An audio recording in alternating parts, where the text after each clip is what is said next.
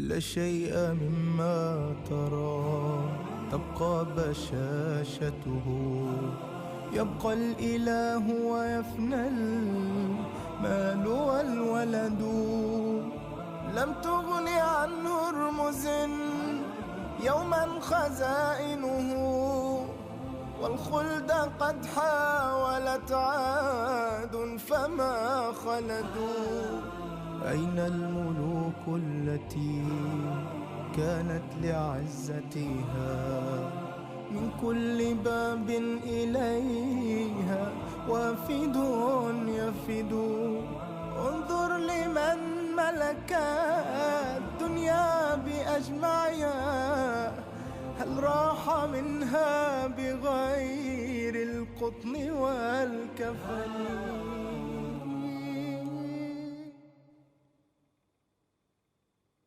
چون قیامت واقع شود که در واقع شدنش هیچ انکاری نیست، گروهی خار شوند و گروهی سربلند خواهند گردید. روزی مردی آمد و میخواست که با عمر ابن عبدالعزیز دیدار کند. پس گفته شد که او در مسجد است و تا بعد از نماز عشا به خانه باز نمیگردد. پس مرد به سوی مسجد روانه شد در حالی که مسجد از مردم خالی شده بود. اما عمر ابن عبدالعزیز همچنان ایستاده بود و نماز می‌خواند. پس این مرد پشت سر عمر ابن عبدالعزیز نشست و منتظر ماند تا نمازش تمام شود. یک دفعه دید که عمر می‌خواند چون قیامت واقع شود که در واقع شدنش هیچ دروغ نیست، گروهی را خار کننده است و گروهی را برافرازنده، و گریه می‌کرد و تکرار می‌کرد گروهی را خار کننده است و گروهی را برافرازنده. وقتی عمر نمازش تمام شد، آن مرد را دید و از او پرسید: چند وقت است که اینجا نشسته ای؟ ولی می‌خواهم از تو سوال کنم که چرا فقط این آیه را تکرار می‌کردی و آیه‌های بعدی را نمی‌خواندی؟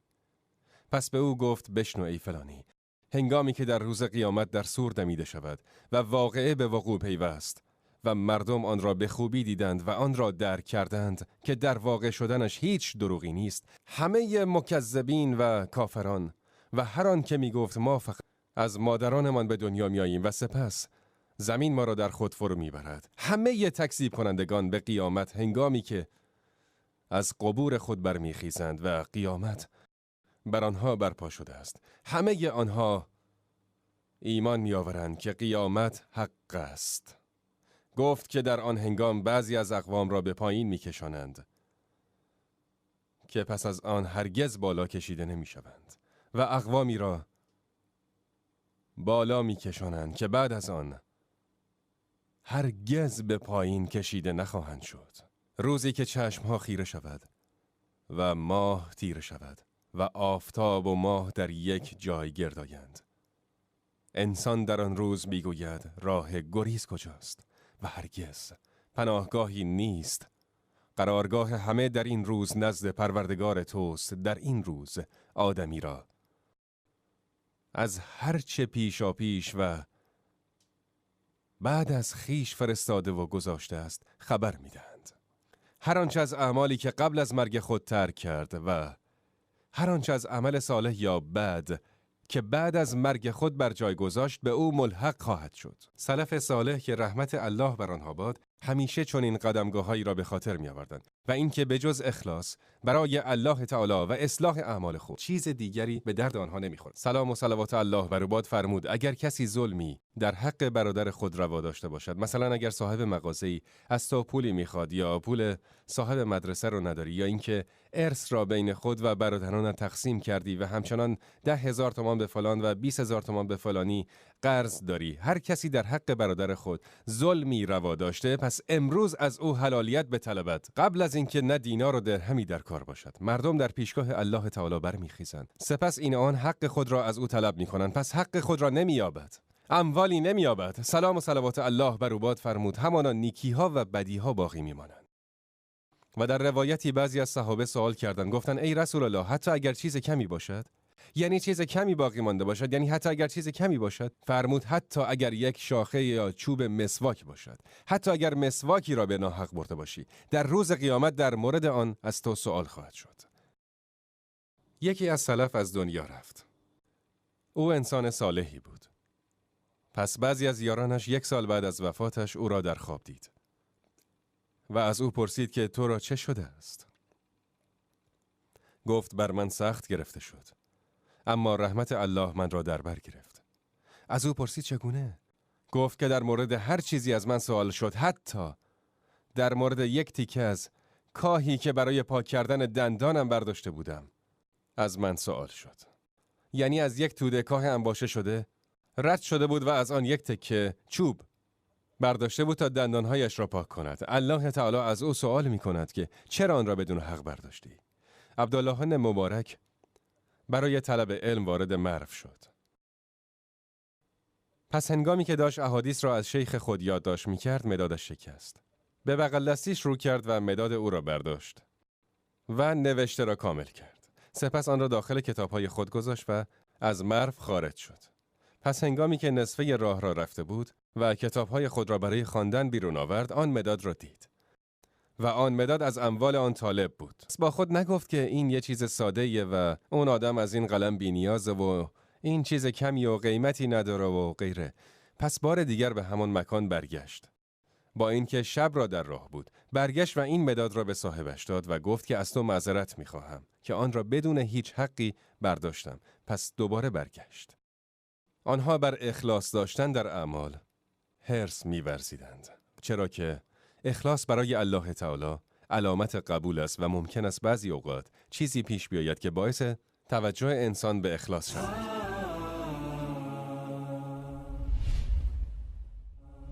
پیامبر صلی الله علیه و آله و سلم فرمود در امتهای قبل از ما پیرزنی بود که برای آوردن آب از چشمه مسافتی طولانی را طی کرده بود و کوزه خود را بر سرش گذاشته بود و به خانه برمیگشت تا کودکان تشنه‌اش را آب دهد. در راه تعدادی جوان او را می‌بینند و به او می‌خندند. یکی از آنها با کف دستش ضربه‌ای به بین شانه‌های پیرزن می‌زند و می‌افتد و کوزه‌اش می‌شکند. سپس به جوان روی می‌کند و می‌گوید ای غدار، خواهی دید. یعنی کسی که مردم را غافلگیر می‌کند. ای غدار، خواهی دید که حال من و تو در آن روزی که خداوند کرسیش را برای حکم بین بندگان می‌گذارد چگونه خواهد بود. در آن روزی که خداوند کرسیش را برای حکم بین بندگان می‌گذارد، خواهی دید که حال من و تو چگونه خواهد بود. سپس پیامبر صلی الله علیه و آله و سلم فرمود پاک نیست و پاک نخواهد شد امتی که در آن ضعیف نتواند حق خود را از قوی به راحتی بگیرد. هر کسی که به مردم ظلم کند، به الله قسم که در روز قیامت در پیشگاه الله می ایستد و از تو سؤال می شود. در روز قیامت که در مقابل خداوند ایستاده ای، از تو در مورد سنگریزه‌ای که به سوی مردم پرت کرده ای سؤال می کنند. در مورد اخلاصت برای الله سؤال می کند. از صداقت در اعمال تو سؤال می کند. ذکر می شود که پادشاهی بود که بسیار دوست داشت مدح شود و اگر کسی می خواست به او نزدیک شود و از او انعام خوبی بگیرد، یک قصیده حتی به دروغ در مدح او می ساخت و این گونه به او نزدیک می شد. پس این پادشاه فرمان داد که یک مسجد بنا کنند و دستور داد که در این مسجد از اموال کسی بجز او استفاده نشود و بر روی لوحی اسم خود را نوشت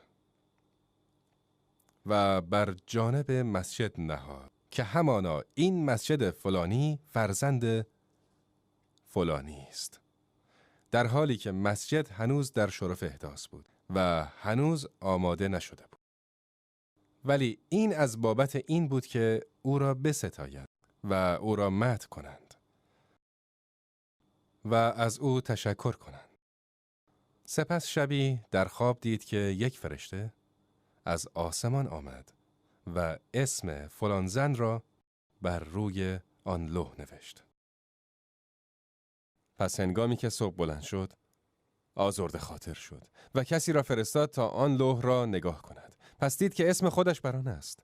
پس گفت که این فقط یک خواب بود. پس شب دیگر نیز خوابید و دید که فرشته از آسمان می آید و همان اسم را دوباره می نویسد. فلان زن. پس تعجب کرد و کسی را فرستاد تا نگاه کند. پس نگاه کرد و گفت که اسم تو موجود است. پس شب سوم نیز همان خواب را دید. در آن هنگام دستور داد که در مورد این نام جستجو کنند. فلان زن دختر فلانی، اون چه کسی است؟ پس همه سرزمین را جستجو کردند تا اینکه آن زن را پیش او حاضر کردند. او یک زن فقیر بود. پس به او گفت قضیه تو و این مسجد چیست؟ مگر من دستور ندادم که در این مسجد هیچ درهمی به جز پول من نباشد؟ به او گفت که به الله قسم من هیچ درهمی را نمیابم تا غذای فرزندانم را بدهم. پس چگونه میتوانم که درهمی برای ساخت مسجد بدهم؟ پس به او گفت که چرا اسم من پاک می شود و اسم تو نوشته می شود؟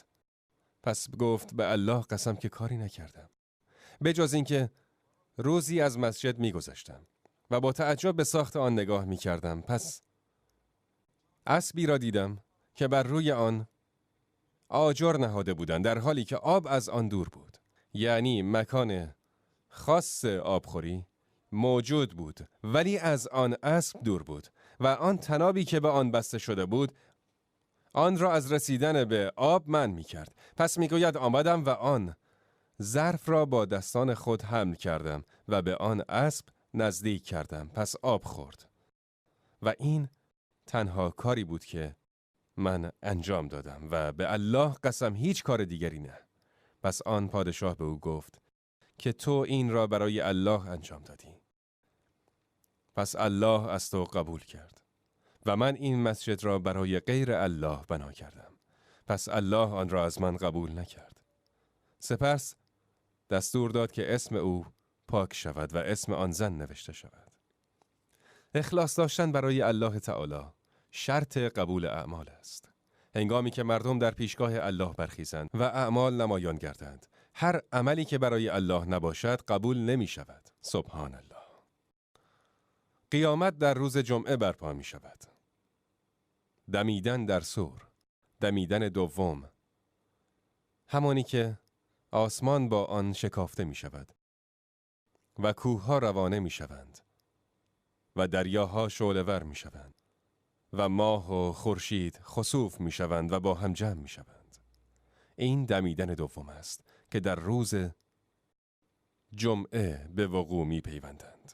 پیامبر صلی الله علیه و آله و سلم می فرماید همانا از بهترین اعمالتان و از بهترین روزهایتان روز جمعه است که در آن آدم خلق شد و در آن از بهشت خارج شد و در آن به زمین نازل شد و فرمود در آن قیامت برپا می شود و در آن ساعاتی وجود دارد که هیچ بنده مسلمانی در آن الله را از فضل دنیا و آخرت سؤال نمی کند مگر اینکه الله تعالی به او خواهد داد. ولی کدام جمعه نمی دانیم. به همین سبب هیچ جمعه‌ای نمی گذرد مگر اینکه تمام مخلوقات بجز جن و انسان از وقوع قیامت در هراس می افتند. قیامت برپا شود.